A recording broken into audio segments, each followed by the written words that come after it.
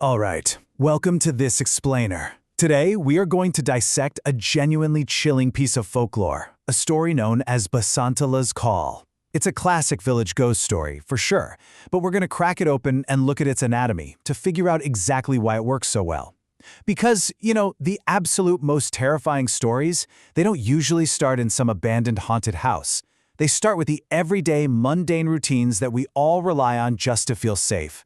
So picture this. What happens when a daily, supposedly unbreakable gathering of friends gets interrupted by an absolutely deadly storm? This story drops us right into the middle of the village of Basantala. Morning breaks and the sky is just choked with these dark, heavy clouds. By the time afternoon hits, the clouds burst. We're talking torrential rain, blinding lightning, and in a matter of minutes, the streets are completely deserted. And the dread here really builds chronologically.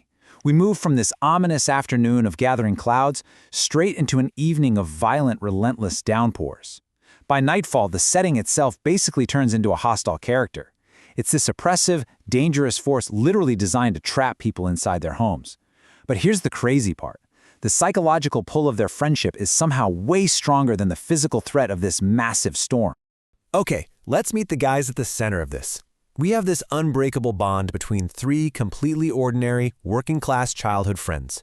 There's Naran, the yarn worker, Jogi, who sells fish, and Kanhai, the local food vendor.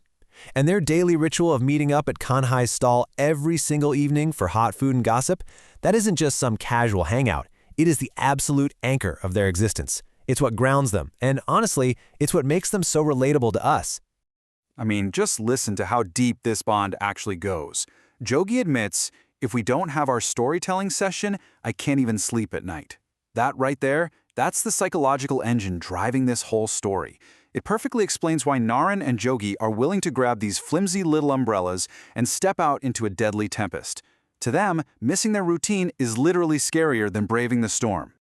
That brings us to Section 1, the inciting incident. So they're out in these deserted, rain-lashed streets, and the tension is just spiking. The only sound is this deafening rain and crashing thunder as Naran and Jogi nervously make their way through the dark. Naran is openly terrified of taking a direct lightning hit. And frankly, walking near open fields is exactly where you do not want to be in a storm like this. Suddenly there is this blinding flash and a deafening roar that just tears through the sky. A massive lightning bolt strikes the old banyan tree field, which happens to be right next to Kanhai's shop. Which instantly begs a terrifying question. Did the lightning strike Kanhai's shop? Absolute panic sets in. Naran and Jogi just start sprinting the rest of the way, hearts pounding out of their chests. They are utterly terrified that their lifelong friend has just been killed in this blast. The suspense in this moment is incredibly visceral. But they get there, and crisis averted, right? Everything looks perfectly normal. Kanhai is totally safe, just sitting down, his clay stove is firing, he's frying up hot meat chops, and there's a lantern hanging securely overhead. It is an absolute masterclass in giving the audience and the characters a false sense of security. But, that relief is extremely short-lived. Out of nowhere, Kanhai drops this massive, eerie clue. He says when the lightning struck the banyan tree field, the whole stove shook. It felt like someone was standing there. Now, in typical horror fashion, what do Naran and Jogi do? Oh, they completely ignore the giant red flag. They brush it off as just, simple weather paranoia because they so desperately want to believe everything is fine. The story leans heavily into these incredibly grounding sensory details right here. We're talking steaming hot meat chops and sweet jalebis served up on traditional sal leaves. You can almost feel that comforting warmth, can't you? As an anatomical element of horror, this is just brilliant. It creates this cozy, safe little bubble of friendship against the freezing wind outside, which of course is going to make the eventual horror hit infinitely harder. And then, the tone just violently shifts. Kanhai looks at them and suddenly says, "Eat. In this weather, who knows whose last evening this might be?" Wow. That single line of incredibly heavy foreshadowing completely drops the temperature in the room. That cozy little bubble we just talked about, it instantly pops, and it's replaced by a chilling, heavy silence. Let's move into Section 2, the story within a story. So, to break that super uncomfortable silence, Kanhai offers to tell them a tale, kind of hinting that by the end, they'll understand its hidden meaning. He starts describing 3 village friends, a daily meeting, a massive storm, and a horrific lightning strike on the one friend who was already waiting at the spot. As Kanhai is speaking, Naren starts to feel this creeping sense of dread. The meta-narrative he's spinning is an exact, perfect mirror of their current reality. The parallels are just too exact, right? It leads to this chilling realization. Who was the third friend in the story? Naran's dread totally peaks here.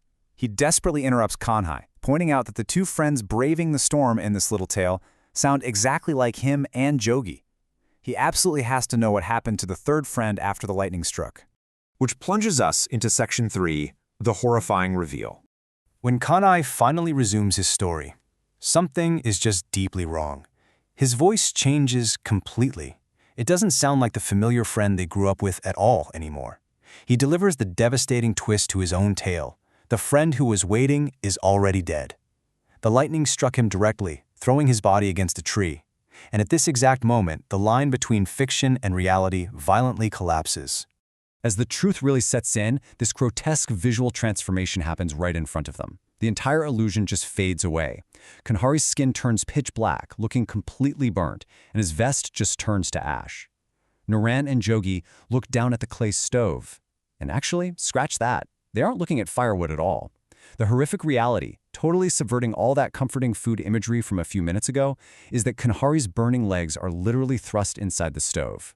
They are acting as the very fire frying the food they were just eating. Let's wrap up with Section 4, the resolution and final rites. Naren and Jogi are utterly paralyzed. They're staring in silent, unadulterated terror at the burning apparition of this man they've known their entire lives. Then, the apparition speaks one last time, saying, "Because of the storm, I couldn't leave this world yet." This perfectly highlights how the mechanics of regional folklore work. Unfinished business isn't always about some dramatic revenge. Sometimes, it's just about maintaining a beloved routine, feeding your best friends one last time, and getting to properly say goodbye. Before departing, Kanhai gives them the grim, incredibly practical instructions he hinted at earlier. He asks them to go to a small tree nearby, find his actual burnt body hidden in the bushes, and perform his final rites. And with his duty to his friends fully complete, his scorched body just slowly vanishes into thin air. Snapping out of their absolute shock, Naran and Jogi go to follow their friend's dying wish. They walk over to the small tree in the banyan field, and yeah, just as the spirit promised, they find Kanhai's severely burnt corpse tangled up in the bushes. It confirms the tragic, absolute finality of their lifelong friend's death, and sadly, the permanent end to their evening gatherings. Which leaves us with this really haunting final thought. How long does a spirit truly linger when a beloved daily ritual gets broken? This story so masterfully uses the power of friendship to amplify the horror of loss. Think about your own daily routines, your own regular meetups with friends. It's a chilling reminder of the lengths spirits, or even just human psychology, might go to fulfill them. Thanks for joining me on this explainer. Keep questioning the stories you hear out there, and hey, pay close attention to the shadows lurking in your own routines.